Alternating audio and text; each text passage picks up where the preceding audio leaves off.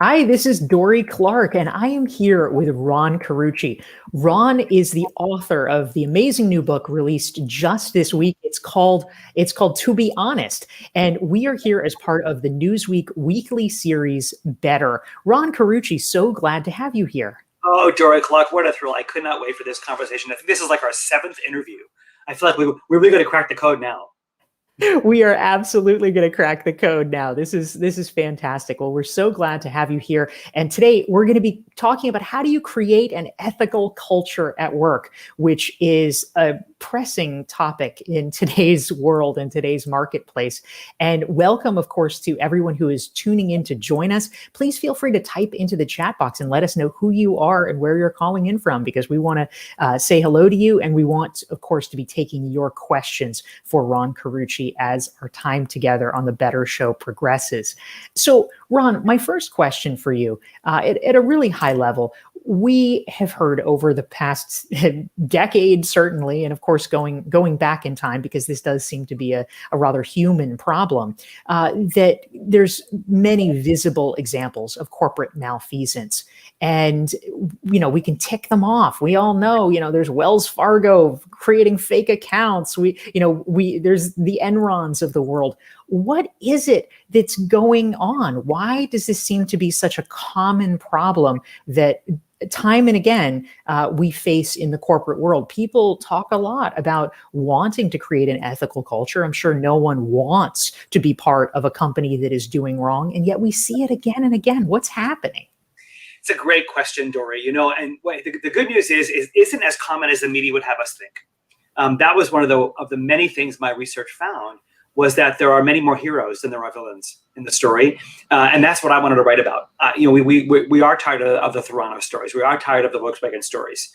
But why don't we tell the stories of those who are doing it right? But that was the question I wanted to understand, is what makes this happen? People don't get up in the morning and thinking, how can I really screw my company? So what turns otherwise honest people into deceitful, lying cheats? And we're all tired of it's the culture explanation, because it's so weak and thin. It was a few bad apples. Well, there were 5,000 bad apples at Wells Fargo. They didn't all wake up on the same day and think, hey, here's an idea. So I wanted to dig in. Could we predict the conditions under which people would behave truthfully, fairly, and serve a greater good? And could we predict the conditions under which they would lie, cheat, and serve their own interests first? And after a 15-year longitudinal study with more than 3,200 interviews, and galore of interviews with thought leaders and thinkers, we found out indeed that there are 4 conditions that predict which way the story will go. And if you screen any of those stories you talked about, Volkswagen or Wells Fargo, you can certainly see these 4 conditions operative. Well, that sounds exciting, Ron. Give us a clue here. What are the 4 conditions? We'll be going into more depth, of course, but I think we're all curious. At a high level, what is it that companies need to have in order to be able to create these ethical cultures that we all want? So it turns out that there's 4: clear and consistent identity, justice and dignity and accountability, transparency and governance, and unity across the seams of an organization. Let me tell you what they each mean.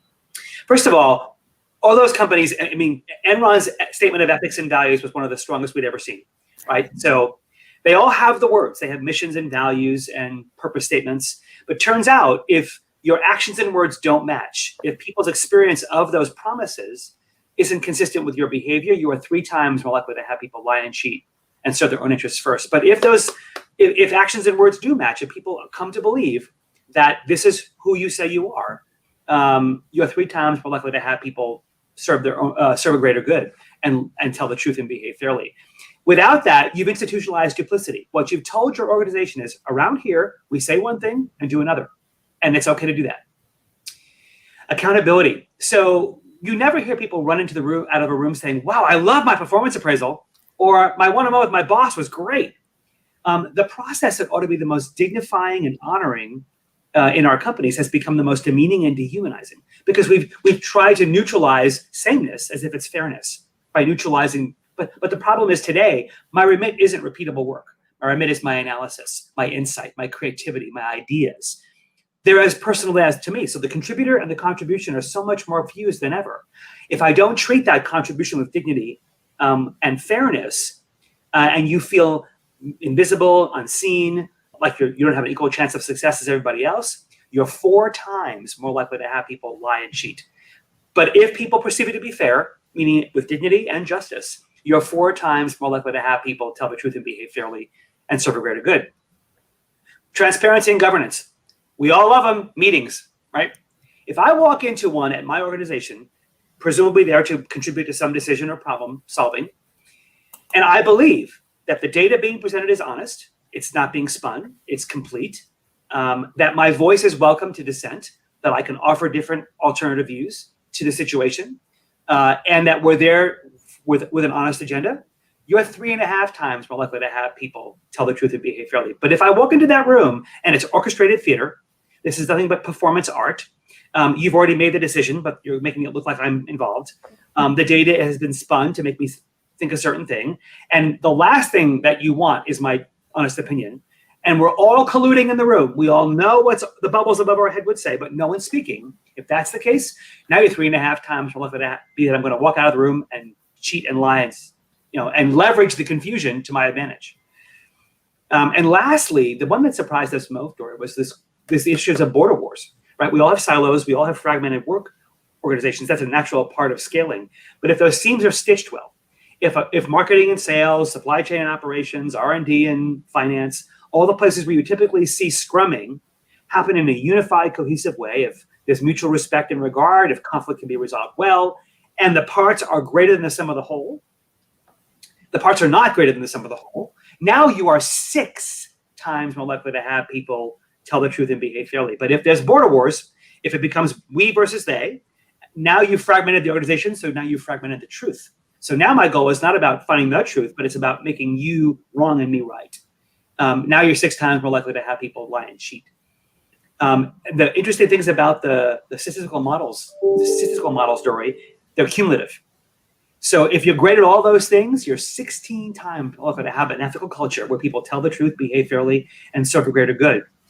But if you suck at all of them, you're 16 times more likely to wind up in one of those New York Times headline stories that you never wanted to be in.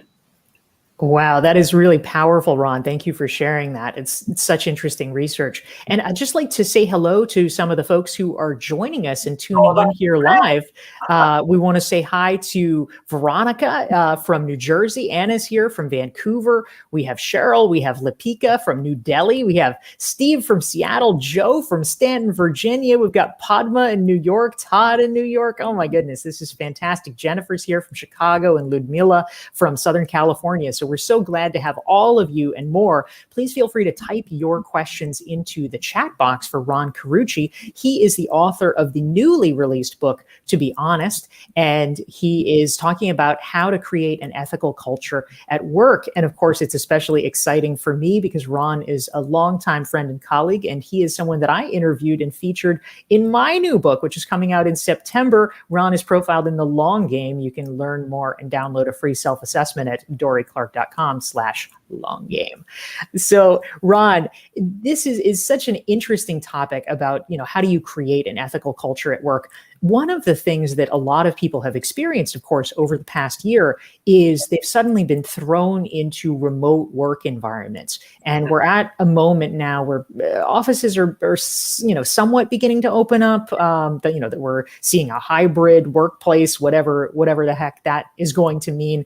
But I'm curious, when it comes to some of the important things that you are talking about in your book, like accountability, like how do you build relationships at the seams between departments and divisions that might normally be feuding, I would imagine that remote work might actually make some of those things more challenging. But what has been your experience? How do you think that work from home and the pandemic has actually impacted some of these important issues around creating an ethical culture at work? Yeah, a fabulous question, Dorie. I don't know that it makes it harder, but it does make it different. We're doing all of our design work and all of our transformational work virtually now across global teams. One of the things that actually doing it virtually enables is you can have more global teams, right? We're not having to fly people in and work at odd hours. We're actually having more global participation in some of that design work that crosses the seams. I think the people assume that the intimacy and trust are a function of physical presence. Physical presence certainly plays a role in trust-based intimacy. It isn't the only role it plays. I think a lot of times when people talk about the pandemic, that the working from home and working remotely strained the trust on their team, I might have challenged them and said, I think maybe it revealed the lack of trust on your team. Because those teams that are cohesive, that are aligned, that really have created that sense of belonging, found creative ways to sustain it across the 3x5 screens we now look at each other through. So the question I would have for organizations who are struggling would be, what creative ways have you found to not make physical presence a factor in how you work cohesively, right? Collaboration and trust and relationships are not a function of physical presence.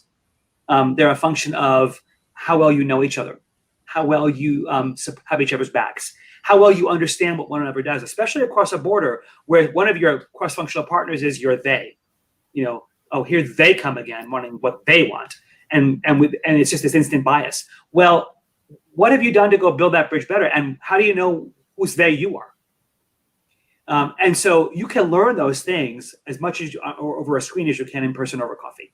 You can still have lunch with people, just bring your lunch to the screen, right? So there are plenty of creative ways that organizations have found, really fun ways, having, DoorDash deliver lunch to people's houses at the same time, right? So I would challenge people who are getting stuck in the whole, we have to be all in the same conference room for it to count as teaming, to say, this situation right here is not a constraint.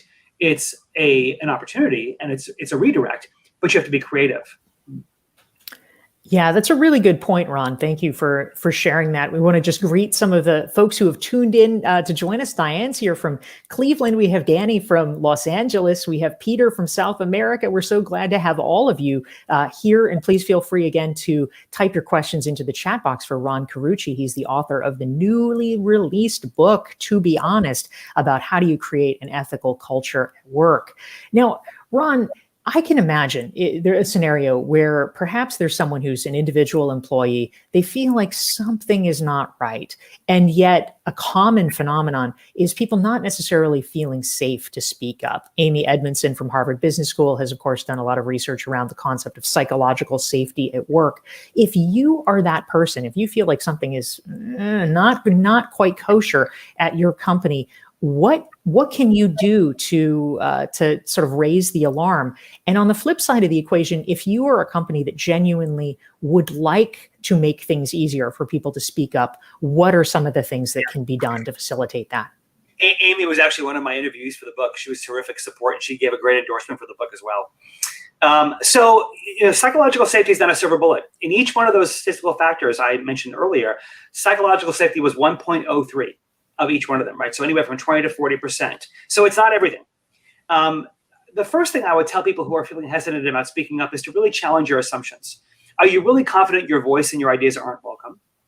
Are you really sure that there'll be retaliation or retribution? Or the two biggest things we know about that is that either people fear retaliation or they feel futility. They feel like it won't do any good anyway. And really test whatever biases are holding you back about whether or not it really is safe or not. Second thing I would tell you is that make sure you're competent, right? Most of us today I think our society has conflated the speak your truth with speak the truth. And we all assume that adopting the posture of a big giant middle finger is the same as speaking up. And you want to make sure that what you say can be heard and acted upon. You have two choices. Do you want to affect good change, or do you want to be right? And if you have a moralizing superiority tone of anger and frustration in how you speak truth to power or how you raise your concerns, you have to really question whether or not what your motivation is in the first place. But there's a competence to this, right? James Dieter just wrote a great book called Choosing Courage, and in it he teaches about what competent courage looks like. So make sure you have, and rehearse it, practice it, practice on somebody else. For those who need to be the welcoming minds and welcoming hearts to those spirited voices, are you modeling vulnerability? Are you going first? Are you letting people know that you value their voices? Are you inviting dissent in the room? Are you asking for dueling fact bases in your meetings? Here's the standard you have to ask yourself as a leader. It's hard, but it's real. If somebody is not coming into your office 2 or 3 times a week, regularly telling you something that makes you uncomfortable to hear, be very confident your leadership sucks. Wow. That's hardcore, Ron. It's that simple. Because if you're assuming that nothing worthy of your discomfort is happening, then you're dumb. But the question you have to ask yourself is, I know I'm the topic of a dinner table story at night in their homes. Do I know what stories they're telling? Am I helping shape the narrative of what they're telling? And if I don't know, or they're not coming to me, you need to wonder about why. Because there are undiscussables in your midst, right? If you're not creating pathways for them to be surfaced and addressed and welcome, even when they're painful to hear, even when it's about you, if your response is not one of gracious, you don't have to act upon everything you hear, but if you get defensive, if you bristle, even if you have subtle cues that send a message of, I didn't want to hear this, they won't come again.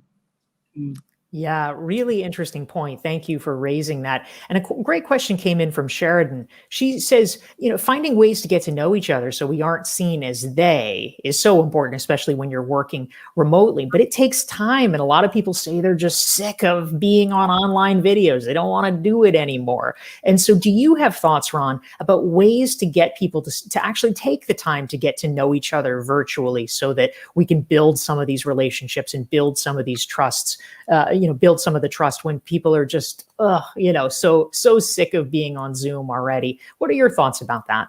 Fabulous question, Sheridan. Well, the first thing I would say is make it fun. So often we show up to Zoom meetings with no agenda and people ramble and wander, talk over each other, and it's exhausting. But whenever we choreograph what we call seam startups, we bring people across teams together, we structure the conversation. So and Zoom has the great breakout feature where you can put people in pairs to do this. But the first question you have to ask in a conversation with somebody across the function is, what value do we create together? In other words, what's the thing that we do together that neither of us could do apart that creates value for our organization? The second question is, what do we have to be good at to create that value? What aren't we good at now? And how are we going to sustain trust with each other as we create that value together? Once you've nailed down the common ground of value, you can stop doing the whole, I do my part and throw it over the wall and you do your part, or your part is annoying to my part, and get past the we-they thing and make your they part of your we. One of the things I wanted to learn about people in that situation of we-they was, how do people who have been in horribly difficult circumstances find it out? I actually went to LA and interviewed two members of former rival gangs, one from the Crips, one from the Bloods. These kids should have grown up hating each other. They should have been dead. They were in and out of jail. They have painful stories in their lives, but they came together across those lines and started an incredible business together and became incredible friends. And it's a beautiful story. It's in that chapter in the book. But what it taught me was, it's a choice, right? Reaching across a seam and a boundary, reaching through a screen is a choice to make. It says that I belong to you. Our success belongs to each other, and I want to make that work. And so I'll do what it takes to figure out how, 1 + 1 = 3 between us. That's really powerful. This is Dorie Clark. I am here with Ron Carucci on behalf of Newsweek with our weekly interview series. Ron is the author of the new book, To Be Honest. If you want to learn more about how do you create an ethical culture at work, you can actually check out Ron's free assessment. It's tobehonest.net/assessment, and you can get it there. And if you want to make sure you never miss one of our weekly Newsweek interviews, be sure to go to dorieclark.com/LinkedIn and follow me there, and you will get regular updates about our weekly shows and our weekly guests. So, Ron, a question that I'm curious about, this is slightly off the topic of your new book, To Be Honest, although I think it ties in some key ways, is one of the things that you're perhaps best known for is a few years ago, you wrote an article for Harvard Business Review that went super viral. And it was, the title was something along the lines of, a 10-year longitudinal study reveals what great leaders know and do. This became one of the most popular articles of the year. And of course, people are hungry to understand from real data what it is that the best leaders do. I'm curious, can you give us just a quick sense of what some of these things are and perhaps how that actually ties into questions of organizational culture and honesty? Yeah, sure. So those dimensions actually are nice lead-ins to the 4 we found in this study. So it was the same database, just different queries, right? But those were context, right? So the way leaders understand their environment, the way leaders show up more curious than they do with answers to impose. And that sets the stage for the ability to be who you say you are, right? Do you know how others experience you? Breadth, the ability to stitch the seams across an organization, right? The ability to understand how all the pieces fit together and bring people across the parts to a whole, which is the leadership's ability to stitch the seams. Choice, the ability to make hard calls, the ability to narrow focus, the ability to say no. Most leaders don't understand that the more yeses you dole out, the more you dilute the resources. So the ability to construct well thought out choices leads you to the ability to create transparent governance, because you're now doing that in a group version. And lastly was connection, the ability to form very deep trust-based relationships, the very ability to make sure people know that in your presence they will become better, that you are out for their success, not your own. And that, of course, gives you the platform to create incredibly just and dignified accountability, because at the core of accountability is a very intimate and trusting relationship between a leader and a follower. So each of those 4 dimensions from Rising to Power, the book we wrote 6 years ago, is an antecedent to the 4 dimensions we found, not intentionally, it was an interesting coincidence, but to the 4 capabilities organizations need to create honesty. The other thing I'll say is that honesty isn't defined as not lying, right? We found in the research that honesty in our brains and in the science is closely correlated to justice and purpose, meaning today it's no longer good enough not to lie, because to your earliest point, Dorie, our experience of honesty has gone through the floor, and so our expectations of it have gone through the roof. So today, truth, justice, and purpose mean you have to say the right thing, do the right thing, and say and do the right thing for the right reason, even when it's hard. And so those 4 capabilities you mentioned from that article will set the stage for you as a leader to be able to be labeled as honest by doing those 3 things. Such an interesting insight. Thank you, Ron. And I just want to say hello to some friends who are newly tuned in. Carlos is here from Colombia. We have Jenny from New York. We have Richard from the Dominican Republic. We have Maria from Stockholm, and many more. So thank you for being here. And please feel free to type your questions into the chat box for Ron Carucci, author of To Be Honest. If you're enjoying this conversation, please hit the like button and the share button so that your friends and colleagues can benefit from Ron's insights as well. And Ron, an interesting question came in from Stefano. Yeah. He's actually curious about, I think, an interesting point, which is, obviously honesty is a good thing, but is there a point where it's maybe not a good thing? If you are too honest with your team, if you're too transparent, is there kind of a threshold where it somehow becomes detrimental rather than positive? Do you have thoughts about that? So I think, truth telling can't leave wake-up bodies behind you, right? So it's not a fine line between how you self-edit, but there is a messaging talent to this, right? So, walking into somebody in a meeting and saying, wow, that report really sucked. Well, is it honest? Technically, yes. But is it stupid? It's that too, right?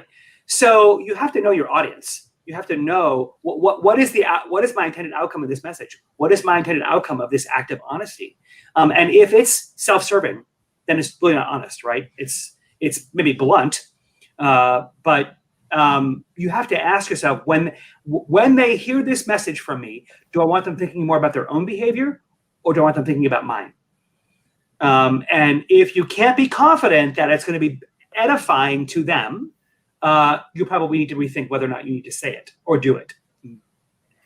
Really interesting point. I think that distinction is quite valuable, Ron. Thank you. And a great question came in from Jennifer, who is herself an expert on mergers and acquisitions. She said during a merger that's taking place or an acquisition, when people are fearing for their jobs, they're often not necessarily honest. They might claim that they can do certain work that they can't really do, overstate their capabilities, et cetera, because they're afraid of losing their jobs. So if that's the case, how do we actually address and mitigate that behavior when, people are a little freaked out, they're acting under duress? What do we do, Ron? I love the question, Jennifer. And the context, of course, you're the expert in this, Jennifer, but the context is always so rife with deal fever, with dishonesty. Very often the deals were ill-conceived to begin with, right? I'm facing this in a big, one of my largest clients today who just did a massive merger. And then you have words like legacy this, legacy that. The problem is it's rooted in the question of identity, right? I'm grieving the loss of what I knew myself to be in an old environment, and I don't know who I am in this new environment. And so to gather a sense of safety and a sense of security, I'm going to make up an identity that is what I think you want to hear so I feel like I fit in, right? So the powerful thing for those who are running an integration or doing the social integration of a merger, you need to make sure it's safe for people to be who they are. And from the very beginning, people have to have the chance to introduce themselves, talk about what they're proud of, and not feel like they're auditioning, right? But talking about who they are. And if you don't do the social integration across those seams, you end up with legacy this and legacy that for years, right? So the question is rooted in one of what is this new thing I belong to? And do I feel like my success belongs to it? And do I want to make sure its success belongs to me? And that begins by making sure that people feel like they belong to each other across that newly formed family. It's a really useful framework, Ron. Thank you. Again, we are coming into our denouement. We have time for one or two more questions, but we are here with Ron Carucci. He's the author of the new book, To Be Honest. And if you want to learn more about creating an ethical culture at your company, download his assessment, tobehonest.net/assessment. And if you want to make sure you never miss one of our weekly Newsweek shows, you can go to dorieclark.com, sign up, enter your email address. You can get one of my self-assessments, and you will receive regular updates about these conversations, including our conversation that is coming up imminently. Our next guest, I'm pretty sure I know who it is. Hold on. Who is our next guest? Oh my goodness, it's true. The rumor is true. It is Douglas Conant, the former CEO of Campbell's Soup Company, is going to be our special guest next week. So Ron, a question came in from Jihan, which I think is quite interesting and illustrative. We all know the bad examples, the Jeffrey Skillings of the world, the Ken Lays, but Jihan wants to know, do you have favorite examples of honest leaders? Who are the heroes that you are holding up as exemplars for us? Gosh, and the book is full of them. So Hubert Joly, the former CEO of Best Buy, whose book is also just out, Heart of Business, who is an incredible story in the book, who wrote a generous endorsement for the book, is a wonderful example of this. Ed Townley from Cabot Creamery is in the book. Ginger Graham from Guidant Corporation in her reign from the 90s to the 2000s. Jacinda Ardern in the way she led New Zealand through the pandemic. She's a story in the book. So there are endless examples of heroes that I wanted to showcase because I think we'd all be proud to emulate and follow them. And the book reveals very practical ways they lived out their story so that we can actually, incorporate what they did into our stories. Yeah, I love that. That's really great. Ron, a question came in from Padma that I think a lot of people might be wondering about. She wants to know if you're a startup, if you're a purpose-driven company, someone who's a little bit smaller, maybe has less resources than some of the big guys out there. How can you compete successfully with them, knowing that they can totally outstrip you in terms of marketing? But let's say you have a real sense of mission, a real sense of purpose, but you're at a financial disadvantage. What can you do? Do you have thoughts about that? Absolutely. Well, first of all, a lot of the bigger guys, I saw your chocolate example in the chat here, they're purpose washing, right? And the good news, if you read all the research in the first chapter, I think you mentioned that you had read it, consumers see right through purpose washing. They're not going to buy it. They will be loyal to brands that are genuinely purpose driven and serving a greater good. You can even command a more premium price. The thing I would say strategically to a startup is you have to stay in your swim lane. Don't try and be somebody else. Be who you say you are. And for whatever the causes you serve, stick with it. You're not going to become them at scale overnight. But if you truly are serving a greater cause, the internet and the ability to, depending on what your product is, the ability to have a global marketplace has neutralized a lot of advantages of scale for now. And the nimbleness you bring and all the platform businesses that are out there that help small businesses scale, outsourcing supply chain or outsourcing marketing. You got now, small companies actually have as much of an advantage nimbly as a big company to scale, but you got to stay in your swim lane. If you keep getting peripherally visioned distractions around, well, what are they doing? What are they doing? What are they doing? You'll confuse your marketplace. So it's very important that if there's a purpose you want to serve, stick with it. All the greats, Tom's, Patagonia. Patagonia is a great case study in my book. Vincent Stanley, who's the head of their philosophy, talked to me for hours, and it's a brilliant story. But they're at it for 40 years now, right? Stay the course. And as our wonderful host here would say, it's a long game. So stay the course and stick with it. And if you're true to your purpose, you will be the success will be true to you. Your marketplace will reward you. But you can't be true to yourself until you're true about yourself. Powerful advice for all of us. Ron Carucci, thank you so much.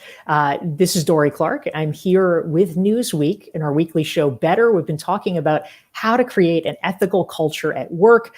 We've been speaking with Ron Carucci. He is the author of the new book, To Be Honest. Thank you all for tuning in. And Ron Carucci, thank you for joining us. Dorie, what a pleasure. Thanks so much for having me. Bye, everybody. Thanks so much for joining us.